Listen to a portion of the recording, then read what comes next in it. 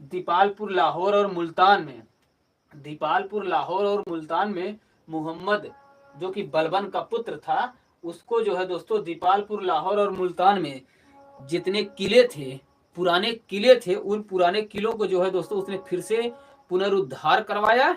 और पुनरुद्धार के साथ साथ जितने भी बुजुर्ग बुजुर्ग सैनिक थे जो वृद्ध हो गए थे, उन सैनिकों को हटा करके नौजवान सैनिकों को जो है दोस्तों उत्तर पश्चिम प्रांत में तैनात किया। और साथ ही साथ उसने मंगोलों के पास जो है संधि के लिए प्रस्ताव भी भेजा, ताकि शांति व्यवस्था बनी रहे। और उसके साथ साथ यह जो है सैनिकों की तैयारी भी पुरजोर तरीके से कर रहा था, यानी दूत भी भेज रहा है, शांति के लिए समझौता भी करने के लिए बात कर रहा है, उधर सेना की तैयारी भी अपने पैमाने पर कर रहा है। ये बलबन की एक अच्छी खासी नीति थी। उसी के तहत जो है दोस्तों दीपालपुर, लाहौर और मुल्तान में ये 3 जगहों पर जो उसके किले थे, उन किलों पर 18-18 हजार सैनिकों को तैनात किया और वहां पर अपने स्वयं के बेटे मुहम्मद को उसका हेड बनाया। उसके बाद उसी के नीचे आए तो फिर उसने जो है सुहाना उच्च भाटिंडा में भी 18-18 हजार 20-20 हजार सैनिकों की फौज रखी इन किलों में और बुगरा खान को वहां का प्रमुख बनाया। हाँ दोस्तों, यानी देखिए बलबन वो सारी कूटनीतियां अपना रहा है। चाहे अगर मंगोल जो है संधि के नियम से मान जाए तो ठीक है, अगर वो हमारे ऊपर डायरेक्ट हमला करें तो हम भी प्रत्यक्ष रूप से जवाब देने के लिए पूरी तरीके से सक्षम रहे, तैयार रहे।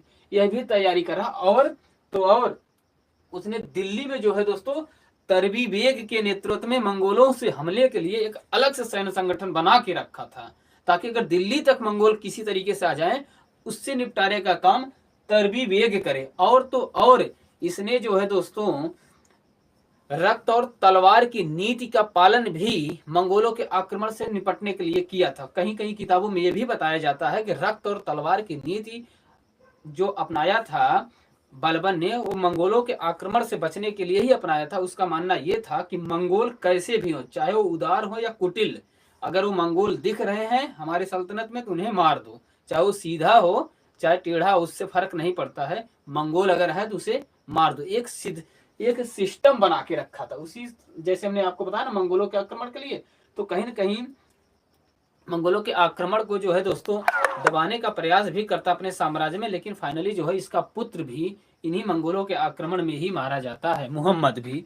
तो आइए दोस्तों अब समझने का प्रयास करते हैं। सैन्य क्षमता के लिए दीवाने अर्ज विभाग बनाया था।